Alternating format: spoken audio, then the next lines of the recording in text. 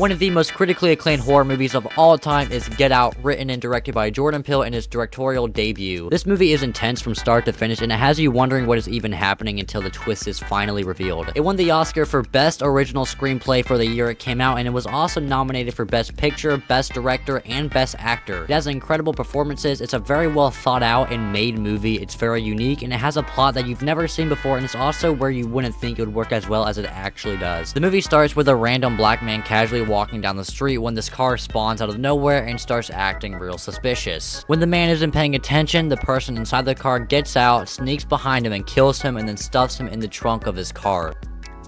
Well, that's a dark way to start a movie. The main characters are then introduced, this guy, Chris, and his girlfriend, Rose, and you quickly learn that Chris is going to meet Rose's family for the very first time, who are all white. And they're both excited about this, but Chris's friend, Rod, is a little bit suspicious about Chris going to an all-out white family, and he's the only black person there, but Chris decides to go anyway. And as they're driving to get to her house, a deer comes out of nowhere, and they hit it, sending it flying into the woods. A cop shows up and asks for Chris's ID, but Rose tries to look after him by telling the cop that she was the one driving and that Chris had nothing to do with it.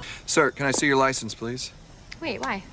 Yeah, I have state ID. Come on. Anytime there is an incident, we have every right to ask. Ma'am, Despite all this chaos, they end up getting to Rose's house and they finally meet for the first time. At first, everything seems chill. They try to look after Chris by telling him that smoking is bad for him, and the dad, whose name is Dean, talks about his hate for deer, and the mom, who is also played by Sally Jackson from the Percy Jackson movies, is a hypnotherapist. I don't even know how to pronounce that word. After this, we start to meet some of their slaves that they have, who are all African Americans, and they're all pretty weird. Like, they will say something, but their eyes and bodies will say a completely different thing. You have the maid, whose name is Georgina, I think that's how you pronounce it, and also this gardener guy whose name is Walter, and Chris tries to talk to Walter, but he's just super weird. Nothing I don't want to be doing. That night, Chris can't sleep and he goes outside to smoke a little bit, despite Rose's parents telling him not to, and as he is, Walter, the gardener guy, starts sprinting directly at him for absolutely no reason.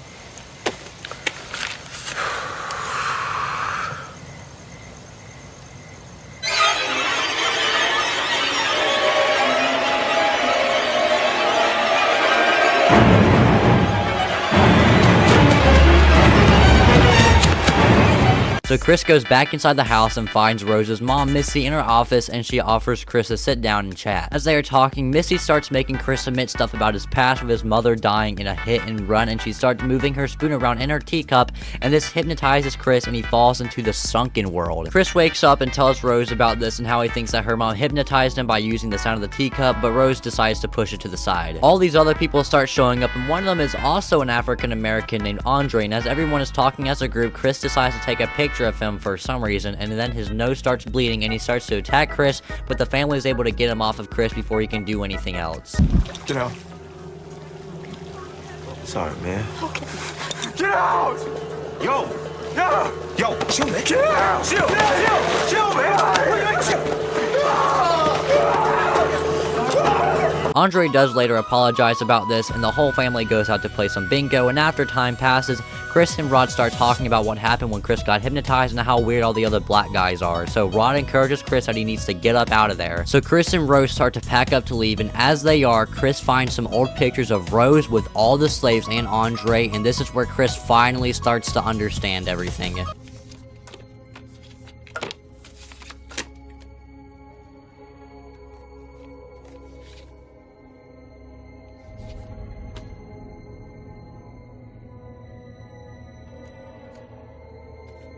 Chris and Rose go downstairs to leave, but they are met by the rest of the family, and they tell them that they have to get going, and they start to get all defensive, and Chris asks Rose for the keys to their car.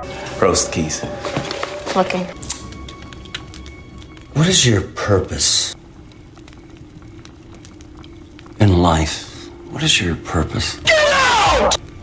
Right now, it's finding those keys. At this point, Chris has just had enough, and he starts screaming at Rose for her to get the keys. Rose! Rose! Rose, give me those keys! Rose, give me those keys. Rose, now! Now, the keys! What is going on? Where are those keys, Rose? You know I can't give you the keys, right, babe? Chris then tries to fight his way out of it, but the mom just immediately hypnotizes him again by using the teacup. When he wakes back up, he's tied down to a chair with a TV directly in front of him, and this is where everything is explained. So basically what this family has been trying to do is that they lure young African Americans into their home, and they will force them to undergo a brain surgery, and then they would proceed to use it for a disabled white person, and all the other black slaves had this happen to them. After Chris learns all this, he is hypnotized again, and the older brother Jeremy goes to take him to get his brain surgery, but Chris gets up out of the seat and knocks Jeremy out because he used the cotton stuffing from the chair to block out the sound. Dean was already doing the brain procedure on the white guy who was getting Chris, and he gets confused because Jeremy wasn't bringing Chris over to him, and when he isn't looking, Chris stabs him with the antlers of a deer head that was hanging above the wall. One thing that's so incredible about this scene is that Dean talked about how much he hated deer in the beginning of the movie, and he literally gets killed by one. This was just so satisfying to watch. As all of this stuff is happening, Rose is just chilling in her room looking for the next victim, eating cereal with the milk in a separate cup. I mean, this is already such a psychopath thing to be doing. Chris then goes and kills Missy by stabbing her, and Jeremy somehow spawned back from the dead, and so Chris has to go and kill him again, and he goes outside and he starts to drive away, but the maid jumps in the way and he ends up hurting her, and he goes back to save her, but this ends up backfiring because she makes him crash into a tree. He gets out of the wrecked car and tries to escape, but Rose is there with a shotgun firing at him. Get him, Grandpa.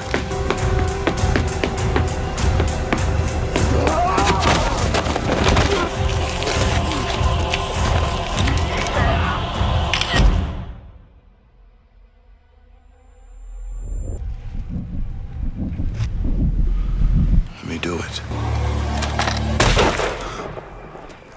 Walter then just kills himself because he doesn't want to go back into the trans. Rest in peace.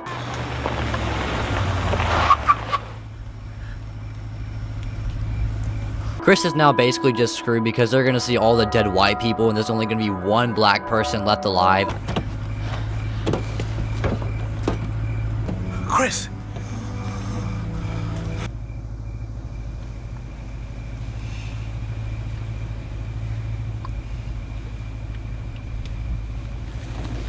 I mean, I told you not to go in that house. And they both just casually drive away, and that's where the movie ends. This is one of those movies where you need to give it another watch because you would just view the entire movie in a completely different way. Like, the reason the parents didn't want Chris smoking is because they wanted his body to be healthy for the person who was getting him, and the reason Walter runs so weird is because he's the grandpa, and so he runs like an old man. And then also, when the police officer asks for Chris's ID, the movie makes you think that Rose is just looking out for him, and it's like a cute and wholesome moment. But no, the reason she did that is because she didn't want the cops knowing who he was when he went missing. And then also that one scene where everyone was playing bingo, yeah, that was actually just an auction to see who was gonna get Chris. And yeah, that's pretty much everything from me. So in the meantime, I guess go ahead and subscribe so I can keep on making these videos. And so, yeah.